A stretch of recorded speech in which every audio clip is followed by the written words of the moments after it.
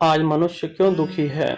उसके दुख का कारण मनुष्य स्वयं है। जब तक मनुष्य आत्मचिंतन नहीं करता, सत्संग नहीं करता, तब तक वह अज्ञानी रहता है। और दुख का कारण भी यही है कि वह शरीर के पीछे भागता है और संपूर्ण जीवन झूठ में अपना जीवन बिता देता है कि यह जो शरीर है वह मेरा है, और आत्मा और परमात्मा का मिलन नहीं होता। आपका शरीर है, पंच तत्व से बना है और मिट्टी में मिल जाएगा। परंतु जब तक आपको बोध नहीं होगा, आपकी बुद्धि का विकास नहीं होगा, तब तक आप दुखी ही रहेंगे। परमात्मा आपको संकेत देते हैं कि अपने आप को पहचानो, इस दुख से बाहर निकलो। दुख हमें कहाँ होता है?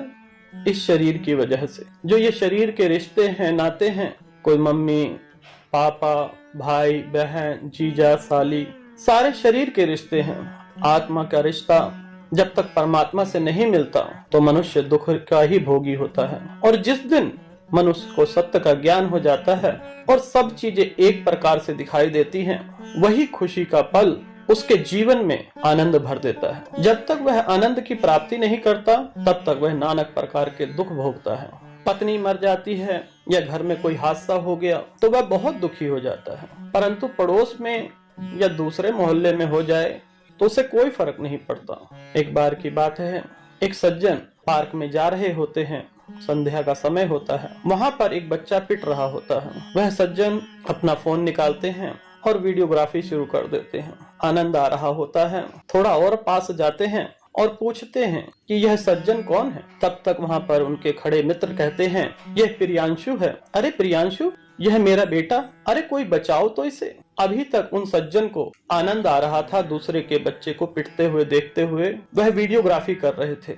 परंतु अब दुखी हो गए हैं क्योंकि वह उनका बच्चा है। इसी प्रकार से आज हर एक मनुष्य अपना भला चाहता है, दूसरे का नहीं। यही दुख का कारण है। चंद घंटे पहले, चंद मिनट पहले वह आनंद प्राप्त कर रहे थे जो बच्चा पिट रहा था, परंतु उन्हें पता चला कि यह मेरा बच्चा है।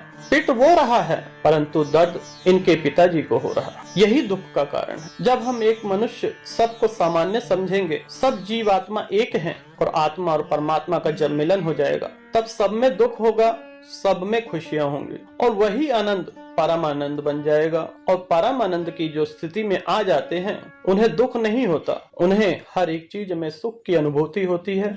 इस संसार में नानक प्रकार के सुख हैं और दुख हैं, वह मनुष्य की सोच पर निर्भर है। जिस प्रकार से यह सज्जन थोड़ी देर पहले आनंदित थे परंतु दुखी हो गए, इसी प्रकार से मनुष्य के जीवन में जो सोच है, अगर उच्च होगी तो वह सुख प्राप्त करेगा, अगर नीच सोच होगी, नीच भावना रखेगा तो संपूर्ण जीवन दुख का भोगी ही बनेगा। सुख उसे जीवन में प्राप्त हो ही नहीं सकता।